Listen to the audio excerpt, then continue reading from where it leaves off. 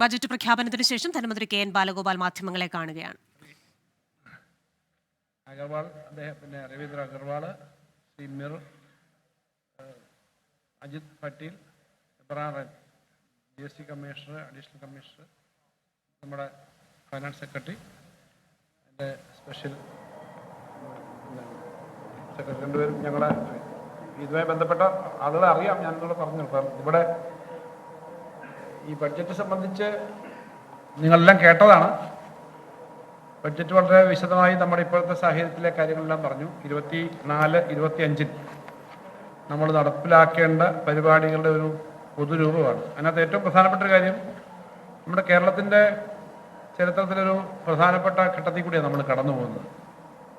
കേരളത്തിൻ്റെ ചരിത്രത്തിൽ മാത്രമല്ല, ഇന്ത്യയുടെ പൊതുവായ സാമ്പത്തിക സ്ഥിതി വെച്ച് നോക്കുമ്പോഴും ഭരണപരമായി കേന്ദ്ര ഗവൺമെൻറ് എടുക്കുന്ന നിലപാടുകൾ വെച്ച് നോക്കുമ്പോഴും കേരളം നിരന്തരമായി പറഞ്ഞുകൊണ്ടിരിക്കുന്ന കാര്യങ്ങൾ ഇന്ത്യയിലെ സംസ്ഥാനങ്ങളൊക്കെ ഇപ്പോൾ ഫെഡറലിസത്തിൻ്റെ ഇഷ്യൂ, സംസ്ഥാനങ്ങൾക്ക് കിട്ടേണ്ട അവകാശങ്ങളുടെ ഇഷ്യൂ ഒക്കെ പറയുകയാണ്. ഞാൻ അതിൻ്റെ കണക്കുകളിലേക്കൊന്നും പോകുന്നില്ല. എന്നാലും കേരളം ഒറ്റയ്ക്ക് കാര്യങ്ങൾ പറയുന്ന പോലല്ല ഇപ്പോൾ സംസ്ഥാനങ്ങളൊക്കെ പറയുന്നുണ്ട്. അപ്പം അങ്ങനെ സംസ്ഥാനങ്ങൾക്ക് കിട്ടേണ്ട വലിയ തോതിലുള്ള സാമ്പത്തികമായ പരിഗണന, ന്യായമായത് കിട്ടാനുള്ളത് കിട്ടുന്നില്ല എന്ന പ്രശ്നം നിലനിൽക്കുകയാണ്. അത് ശക്തിപ്പെടുത്തിക്കൊണ്ടാണ് കേന്ദ്രത്തിൻ്റെ നിലപാട് പോകുന്നത്. അപ്പം അങ്ങനൊരു സാഹചര്യത്തിൽ കിട്ടാനുള്ളതിൻ്റെ നല്ലൊരു ഭാഗം പണവും കിട്ടാതെ പ്രവർത്തിക്കുമ്പം കേരളം, ഞാൻ ആ ബഡ്ജറ്റിൽ പറഞ്ഞതുപോലെ, തകരില്ല കേരളം, തളരില്ല കേരളം, തകർക്കാനാവില്ല ഞങ്ങളെ എന്ന് പറഞ്ഞിട്ട് നമ്മളെല്ലാവരും ഒരുമിച്ച് നിന്നാൽ മാത്രമേ ഇപ്പോഴത്തെ സാഹചര്യത്തിൽ നമുക്ക് കൂടുതൽ ശക്തമായിട്ട് മുന്നോട്ട് പോകാൻ പറ്റും. അതിന് പറ്റുന്ന ഒരു കാഴ്ചപ്പാട് വെച്ചുകൊണ്ടുള്ള ബഡ്ജറ്റാണ് അവതരിപ്പിച്ചത്. ബഡ്ജറ്റിൻ്റെ ആദ്യ ഭാഗത്തിൽ പൊതുവെ പറഞ്ഞേക്കുന്നത് ഈ പൊതു സാഹചര്യങ്ങളും കേരളത്തിൽ വന്നിട്ടുള്ള നേട്ടങ്ങളും, അതോടൊപ്പം ഈ പുതിയ സാഹചര്യത്തിൽ എങ്ങനെയായിരിക്കും കേരളത്തിൽ കൂടുതൽ ഇൻവെസ്റ്റ്മെൻറ്റ് കൊണ്ടുവരാൻ പറ്റുക, അതിനുള്ള ഏറെ കാര്യങ്ങൾ പറഞ്ഞിട്ടുണ്ട്. പിന്നെ ബഡ്ജറ്റിൻ്റെ ഒരു പ്രധാനപ്പെട്ട കാര്യം, അതിനകത്ത് ടാക്സിൻ്റെ രംഗത്തൊക്കെ നമുക്കുണ്ടായിട്ടുള്ള നേട്ടങ്ങളെപ്പറ്റി എടുത്തു പറഞ്ഞിട്ടുണ്ട്. വരുമാന വർധനവിനെ പറ്റി പറഞ്ഞിട്ടുണ്ട്. കേന്ദ്ര ഗവൺമെൻറ് സംസ്ഥാനങ്ങളോട് കാണിക്കുന്ന ഒരു കണക്കിൻ്റെ കാര്യത്തിനകത്ത് ചില കാര്യങ്ങൾ പറഞ്ഞു. അതിനകത്ത് നിങ്ങൾ ശ്രദ്ധിച്ച് കാണും, നമുക്ക് 100 രൂപയിൽ 71 രൂപയും എന്ന് പറഞ്ഞിട്ട് കണക്കിനകത്ത് കൃത്യമായിട്ട് പറഞ്ഞിട്ടുണ്ട്. 100 രൂപ 79 രൂപ, 100 രൂപ ആകെ കേരളം തനത് നികുതി വരുമാനം പിടിച്ചെടുക്കുമ്പോൾ 79 രൂപ കേരളവും ബാക്കി 21 രൂപയാണ് കേന്ദ്രം തരുന്നത്. അതേസമയം ഈ കാര്യം ഇന്ത്യയിലെ ശരാശരി ഒരു 50 രൂപയാണ്. ഉത്തർപ്രദേശിന് 46 രൂപ കിട്ടുന്നുണ്ട്, ബീഹാറിന് 70 രൂപ കിട്ടുന്നുണ്ട്. ഇങ്ങനെ സ്റ്റേറ്റുകളുടെ കണക്കുണ്ട്. അപ്പോൾ ഇത് ഞങ്ങളാരും വെച്ച കണക്കല്ല, റിസർവ് ബാങ്കിൻ്റെ കണക്കാണ്. അപ്പോൾ ഇങ്ങനെ നമ്മുടെ വരുമാനം കുറയുന്നു. ഇങ്ങനെ വരുമാനം എല്ലാം കുറയുന്ന ഒരു ഘട്ടത്തിൽ എങ്ങനെയാണ് മുന്നോട്ട് പോകാൻ പറ്റുക എന്നുള്ളതാണ്. അവിടെയാണ് നമ്മുടെ വിഴിഞ്ഞം പോലുള്ള വലിയ പദ്ധതികൾ വരുന്നതിൻ്റെ ഭാഗമായിട്ട് 10,000-കണക്കിന് ആൾക്ക് ജോലി കിട്ടുന്ന, ലക്ഷക്കണക്കിന് കോടി രൂപ നിക്ഷേപം വരുന്ന പദ്ധതിയാണ്. ഞാൻ ഇതിനകത്ത് പറഞ്ഞ അടുത്ത 3 വർഷത്തിനകം ഒരു 3 ലക്ഷം കോടി രൂപയുടെ നിക്ഷേപം വരണം എന്നുള്ള കാര്യം വരും എന്ന് ഞങ്ങൾ പ്രതീക്ഷിക്കുന്നു. വാസ്തവത്തിൽ നിങ്ങളും 3 ലക്ഷം കോടിയുടെ നിക്ഷേപം വരുമോ? അത് ഇച്ചിരി അതിശയോക്തിയാണെന്ന് വേണം ചിന്തിക്കാം. ചിന്തിക്കുന്നവരുണ്ടാവും, ഇല്ലാത്തവരുണ്ടാവും. ഞാൻ പറഞ്ഞത്, ഇപ്പോൾ ഹൈഡ്രജൻ ഹബ്ബ് തന്നെ ഇപ്പോൾ പ്രഖ്യാപിച്ചിട്ടുള്ള 10-25 കോടി രൂപയുടെ അവിടെ വരാൻ പോകുന്നു എന്നുള്ളത് നിങ്ങൾ വായിച്ചു കാണും. ഇപ്പോൾ തന്നെ അതൊക്കെ ഏകദേശം വരുന്ന കാര്യങ്ങളാണ്. ഇത് മാത്രമല്ല, കേരളത്തിൽ അങ്ങോളം ഇങ്ങോളം ടൂറിസം മേഖലയിൽ വലിയ സാധ്യതയുണ്ട്. വിഴിഞ്ഞം മാത്രമല്ല, ടൂറിസം മേഖലയിൽ 10,000 ഹോട്ടൽ റൂമുകളെങ്കിലും അടുത്ത വർഷങ്ങളിൽ വരാനുള്ള സാധ്യതയുണ്ട്. അതിൻ്റെ ഡിമാൻഡുകളുണ്ട്.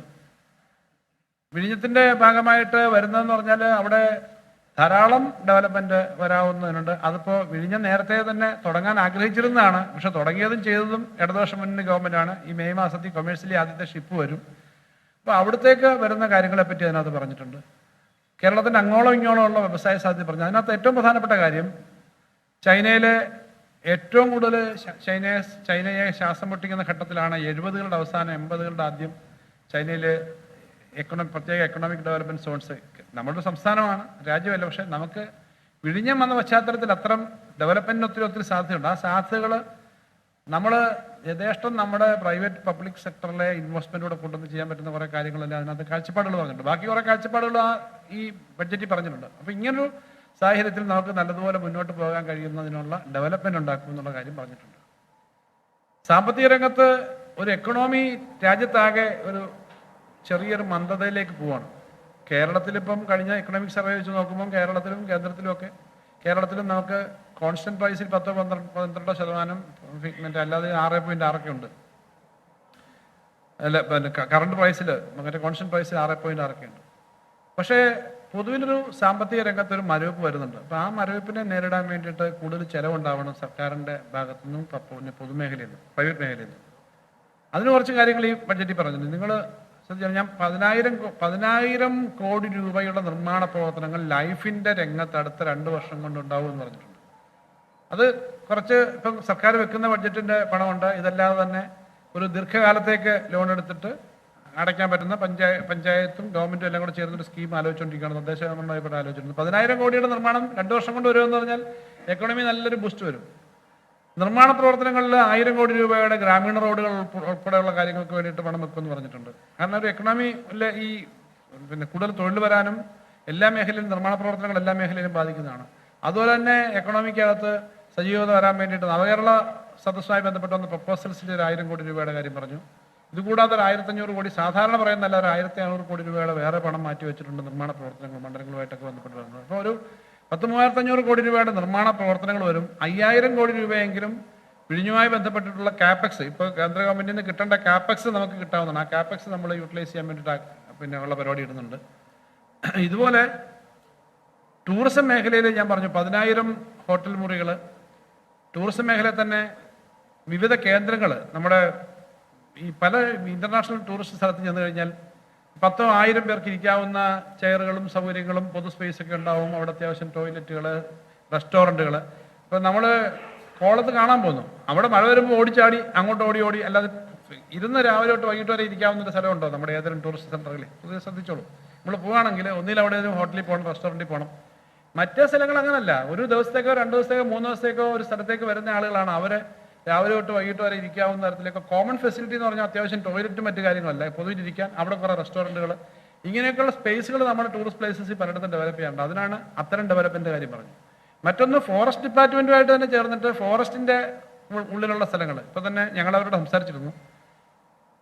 ഇവിടുത്തെ തിരുവനന്തപുരത്ത് തന്നെ ഫോറസ്റ്റ് പൊന്മുടിയിലും അതുപോലെ തന്നെ അതിനപ്പുറത്ത് പണ്ട് തൊട്ടേയുള്ള പ്രധാനപ്പെട്ട ബോണക്കാട് എസ്റ്റേറ്റൊക്കെ നിങ്ങൾ ചിലർ കേട്ടിട്ടുണ്ടാവും, അല്ലെ അറിയാം.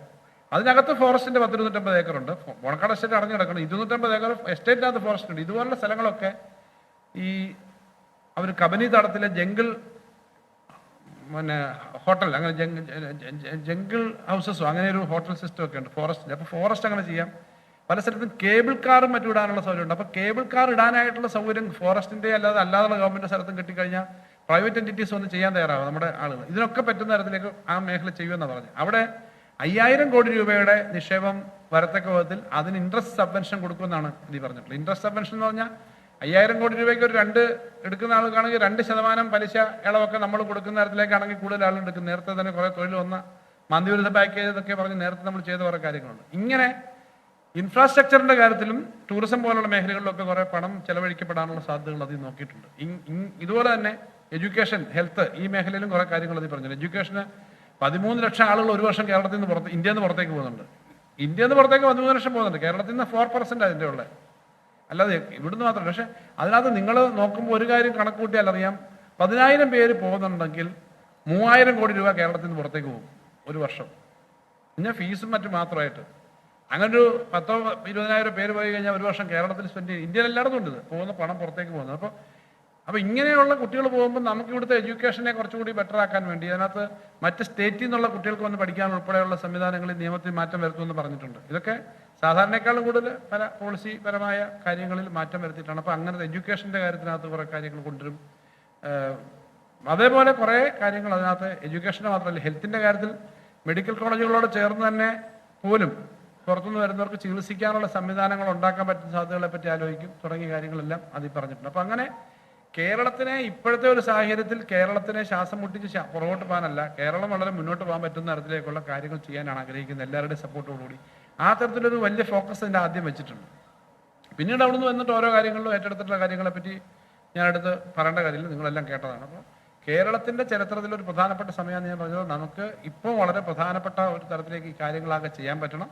അടിസ്ഥാന സൗകര്യ വികസനത്തിൻ്റെ കാര്യത്തിൽ നമ്മൾ ഒത്തിരി കാര്യങ്ങൾ ചെയ്തുകൊണ്ടിരിക്കുകയാണ്. ബാക്കി കാര്യങ്ങൾ കൂടി വരാൻ പറ്റുന്ന തരത്തിലേക്ക് കുറേ ഏറെ ഫോക്കസ് ഉള്ള കാര്യങ്ങൾ നമ്മൾ ബഡ്ജറ്റിൽ പറഞ്ഞിട്ടുണ്ട്.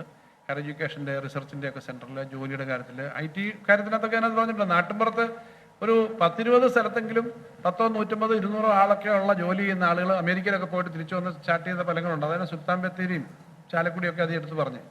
അപ്പോൾ ഇങ്ങനെയുള്ള കാര്യങ്ങളെ സപ്പോർട്ട് ചെയ്യാനുള്ള സൗകര്യങ്ങൾ ഈ ബഡ്ജറ്റിൽ വെച്ചിട്ടുണ്ട്. പിന്നെ സാധാരണയുള്ള സ്കീമുകൾ വെച്ചിട്ടുണ്ട്. ഇത് കേരളത്തെ സംബന്ധിച്ച് വലിയൊരു മാറ്റം ഉണ്ടാക്കാൻ പറ്റുന്നതാണ്. ഇതോടൊപ്പം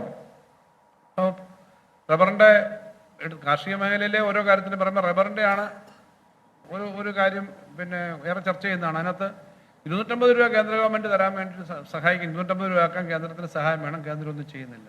കോമ്പറ്റീഷൻ കമ്മീഷൻ ഓഫ് ഇന്ത്യ തന്നെ റബ്ബർ ടയർ കമ്പനിക്കാർ നടത്തിയിട്ടുള്ള വലിയ ഒരു ചൂഷണത്തെ പറ്റി പറഞ്ഞിട്ടുണ്ട്. പക്ഷേ കേന്ദ്ര ഗവൺമെൻറ് ഇടപെടുന്നില്ല. അവിടെയാണ് ഇത്തരൊരു സാഹചര്യത്തിൽ ദൈനംദിന കാര്യങ്ങൾക്ക് പോലും പണം അനുവദിക്കാത്തൊരു സാഹചര്യത്തിൽ നമ്മളിപ്പോൾ റബ്ബറിൻ്റെ താങ്ങുവില വർദ്ധിപ്പിച്ചിട്ടുണ്ട്.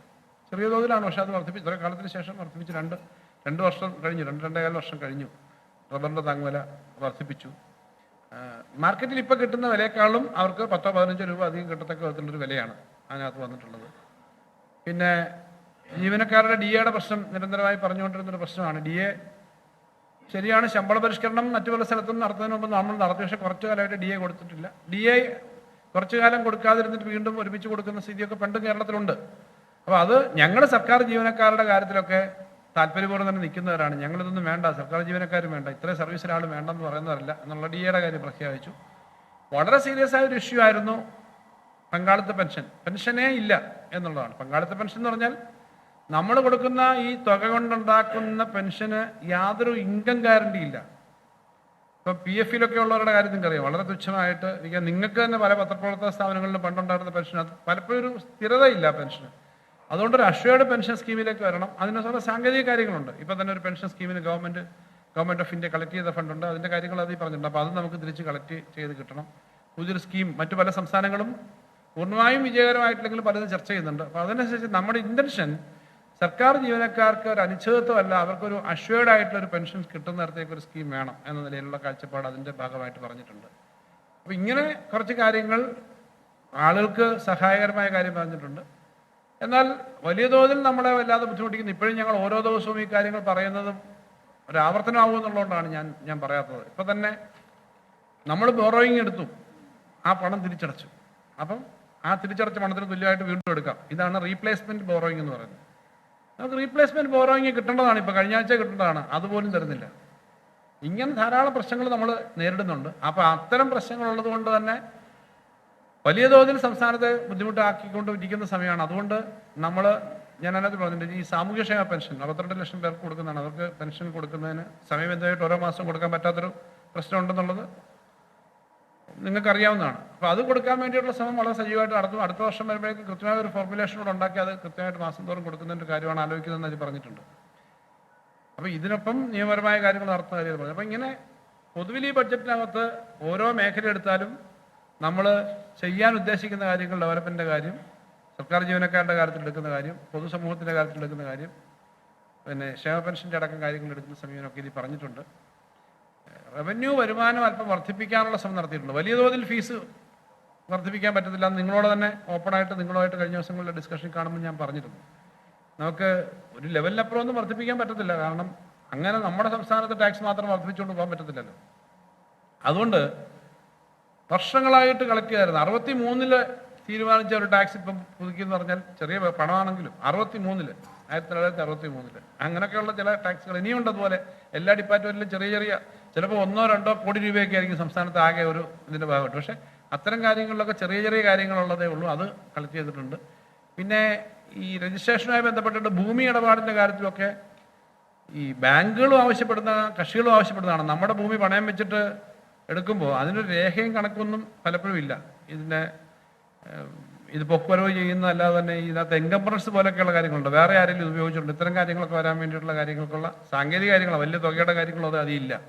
മണൽ വാരുന്നത് ഇപ്പം പിന്നെ നമ്മളെല്ലാവരും അംഗീകരിക്കുന്ന മണൽ വാരാനുള്ള കാര്യം ഇപ്പം എൻ്റെ സാങ്കേതിക കാര്യങ്ങളൊക്കെ റവന്യൂ വകുപ്പിന് കിട്ടിയിട്ടുണ്ട്. മണൽ വാരുന്നതിൽ നിന്ന് കിട്ടുന്ന വരുമാനം, പഴയ ഈ പറഞ്ഞ വണ്ടി തകർന്നതും ഓഫീസിലെ പഴയ സാധനങ്ങളൊക്കെ കൊടുത്തിട്ട് എല്ലാ പണവും കൃത്യമായി കിട്ടാൻ വേണ്ടിയിട്ടുള്ള കാര്യങ്ങൾ സ്ക്രാപ്പിംഗ് പോളിസി അനുസരിച്ച് ചെയ്യുക. രജിസ്ട്രേഷനിലും മറ്റുമൊക്കെ ചെറിയ പൈസ, ഗാലനേജ് ഫീസ്, അങ്ങനെ ചെറിയ കാര്യങ്ങളാണെങ്കിലും 10,000 കോടി രൂപയുടെ ഒരു വരുമാനമാണ് പരമാവധി നമ്മൾ ഉണ്ടാക്കാനായിട്ട് ശ്രമിച്ചിട്ടുള്ളത്. അപ്പം ചെയ്യാനുള്ള അത്തരം കാര്യങ്ങൾ ചെയ്യുന്നുണ്ട്. നമുക്ക് വിഹിതം കിട്ടാത്തതിൻ്റെ പ്രശ്നമുള്ളതിൻ്റെ ബുദ്ധിമുട്ടിനിടയ്ക്ക് കൂടെ മറികടന്ന് പോകാൻ പറ്റും എന്ന നിലയിൽ ഒരു ബഡ്ജറ്റാണ് അവതരിപ്പിച്ചിരിക്കുന്നത്. ഇപ്പോൾ ഒരു സാഹചര്യത്തിൽ ചെയ്യാൻ പറ്റുന്ന പരമാവധി ശ്രമങ്ങൾ നടത്തിയിട്ടൊരു ബഡ്ജറ്റാണ് അവതരിപ്പിച്ചിരിക്കുന്നത്. എന്തായാലും ഒരു കാര്യം ഞാൻ ഉറപ്പ് പറയാം, കേരളത്തിനകത്ത് വലിയ തോതിൽ ഒരു കുതിച്ചുചാട്ടത്തിനുള്ള പ്ലാറ്റ്ഫോം തന്നെ ഇട്ടേക്കുന്നത്. അത് ഞാൻ ഒരു പത്രസമ്മേളനത്തിലൊരു ബഡ്ജറ്റ് കഴിഞ്ഞിട്ട് പിന്നെ ഒരു ആലങ്കാരികമായി പറയുന്നതല്ല. ശരിക്കും കേരളത്തിന് ഒരു നല്ല ജമ്പ് ഉണ്ടാക്കാൻ പറ്റുന്ന തരത്തിലേക്കുള്ള കാര്യങ്ങൾ വരും. അത് ഇന്നിപ്പോൾ ഞാൻ അടുത്ത ആഴ്ച ഒന്നും കൊടുക്കുമെന്ന് പറഞ്ഞില്ലല്ലോ. പക്ഷേ അടുത്ത വർഷത്തെപ്പറ്റി ഞാൻ അല്പം കൂടി കോൺഫിഡൻസോടുകൂടി തന്നെയാണ് പറയുന്നത്, ഈ കാര്യങ്ങളെല്ലാം വർക്കൗട്ട് ചെയ്ത് വന്നാൽ. അപ്പോൾ ആ തരത്തിൽ കേന്ദ്ര ഗവൺമെൻറ്റിൻ്റെ അടുത്ത് നിന്ന് കിട്ടാനുള്ളത് വരാനുമുണ്ട്. അപ്പോൾ ഇതിനനുസരിച്ചിട്ടാണ് ചെയ്തേക്കുന്നത്. നിങ്ങളുടെ ചോദ്യങ്ങൾക്ക് മറുപടി പറയാം. പിന്നെ ഈ കാര്യങ്ങളുടെ ഡീറ്റെയിൽസ് എല്ലാം ബജറ്റുമായി നിങ്ങളുടെ ബന്ധപ്പെട്ട വിശദീകരണം നൽകുകയായിരുന്നു ധനമന്ത്രി കെ എൻ ബാലഗോപാൽ.